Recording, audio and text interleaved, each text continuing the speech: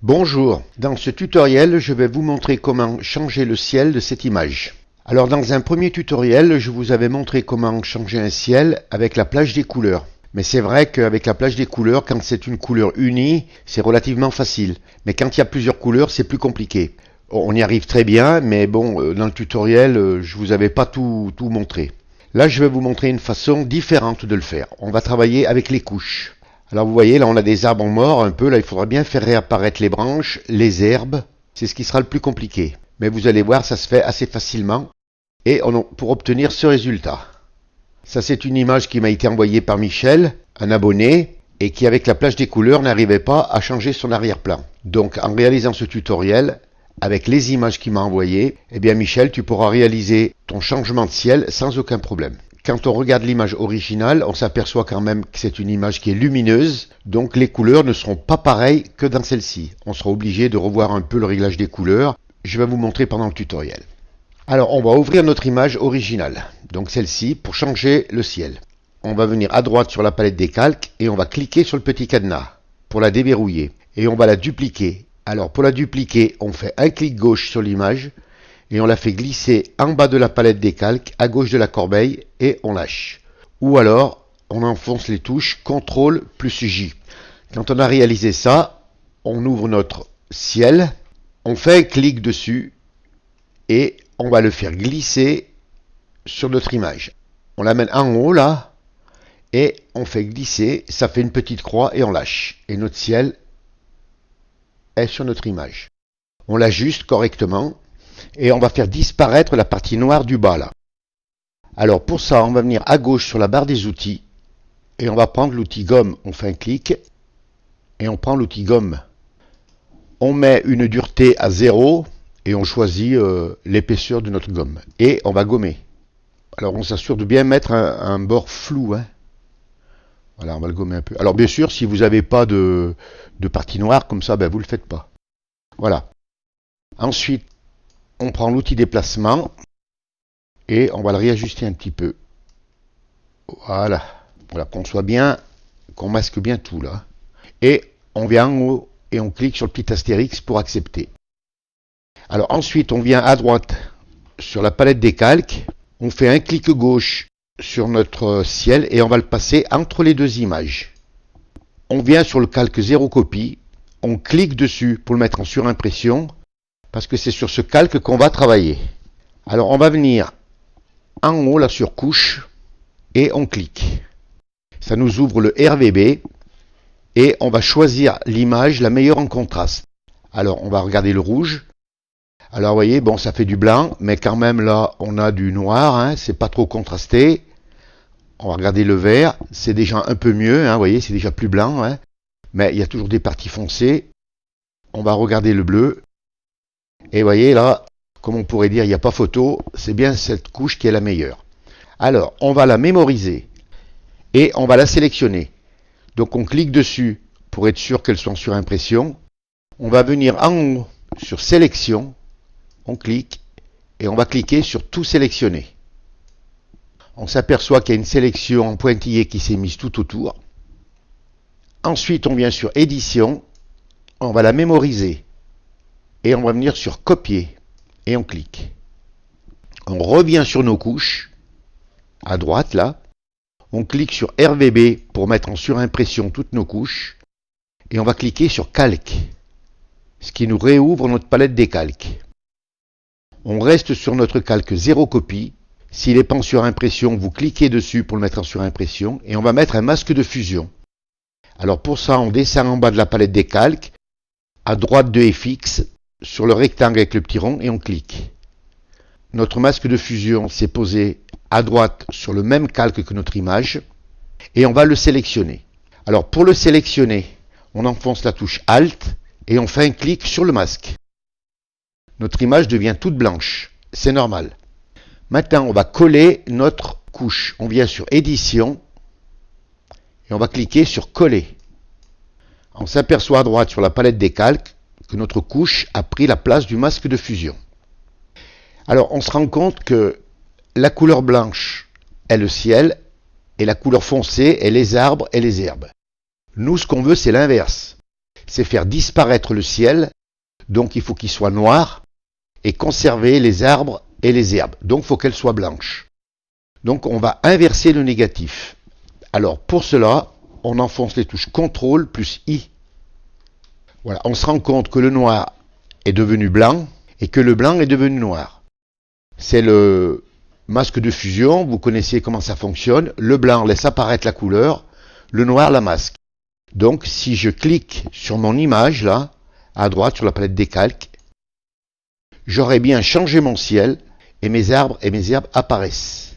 Si je masque mon ciel, je retrouve mon ciel d'origine. Alors maintenant, on va prononcer un peu plus les arbres. Vous voyez, là on s'aperçoit que finalement, tout n'a pas été détouré correctement. Bien que, vous voyez, c'est déjà pas trop mal. Hein. On voit bien nos arbres sont bien détourés. Vous voyez, tout est bien détouré. Mais on va les faire apparaître un peu plus. Alors, on va désélectionner notre sélection, on va enlever les pointillés. Alors pour ça, vous enfoncez la touche CTRL plus D. On va rester sur notre image en cliquant dessus pour être sûr qu'elle soit en surimpression. C'est sur elle qu'on va travailler. Et pour mieux faire apparaître nos branches, on va venir à gauche sur la barre des outils et on va prendre l'outil Densité plus. On s'assure en haut qu'on est à 100% et la gamme, vous mettez ton foncé. Vous voyez, si c'est ton moyen ou ton clair, vous mettez ton foncé. Et vous cliquez sur Protéger les tons.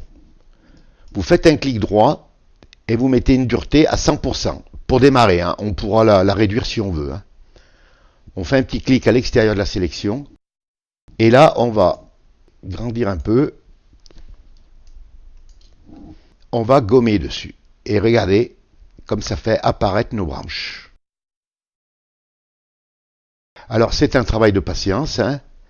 Allez doucement. Prenez votre temps et vous réaliserez un très bon travail. Alors, lâchez votre clic de temps en temps. Hein, et regardez comme les branches réapparaissent bien. Alors, on n'exagère pas trop quand même. Hein.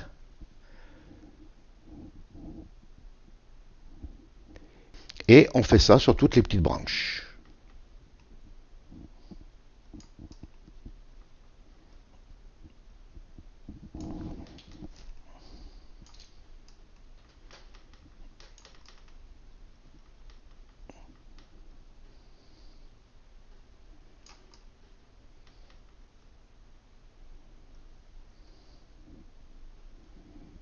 Voilà, ça les fait bien réapparaître.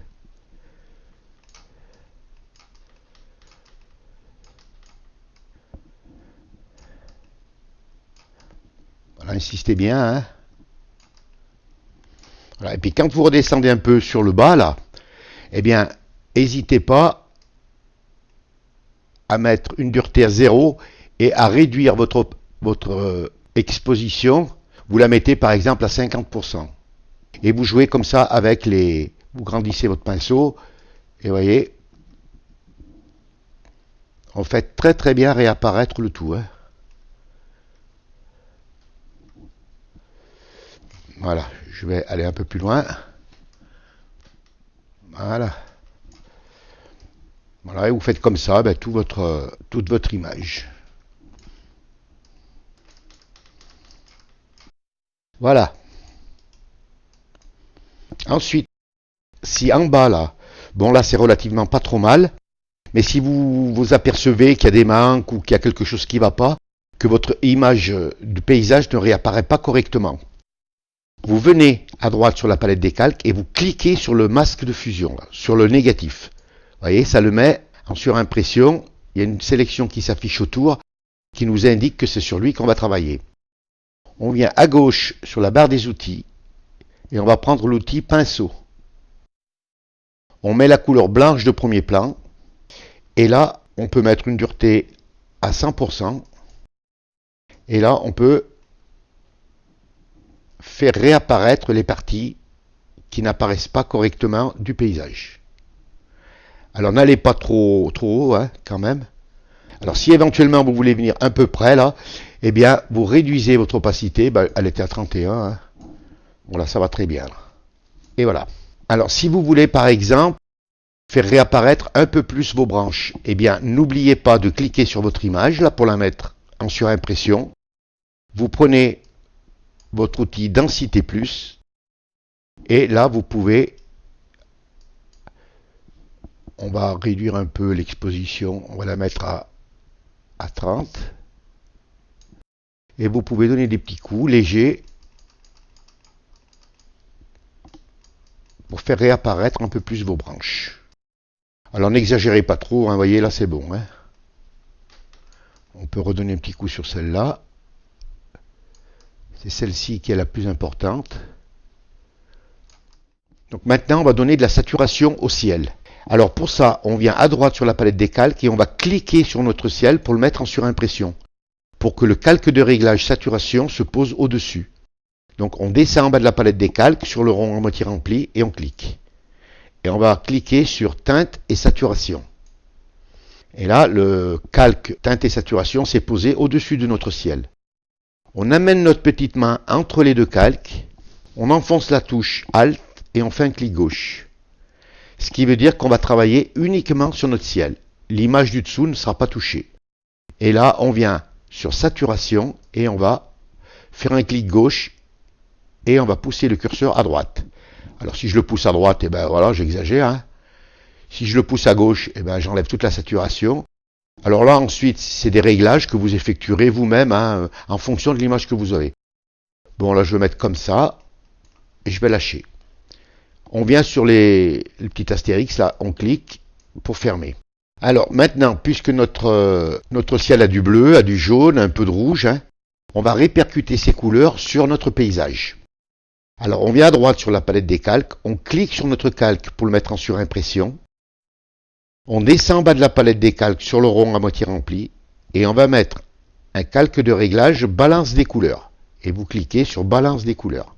La même chose que tout à l'heure, on amène la petite main entre les deux calques, on enfonce la touche Alt et on fait un clic gauche. Ce qui veut dire qu'on va travailler uniquement sur ce calque. Et là, on va mettre un peu de rouge. Alors, vous voyez, si j'exagère, eh ben, ça devient rouge. Alors, on n'exagère pas trop. On va mettre un peu de magenta. Voilà. Et peut-être un peu de jaune.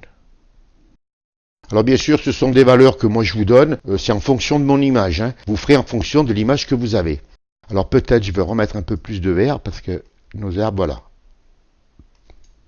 Et vous cliquez sur les petits astérix. On s'aperçoit que notre image est plus réelle.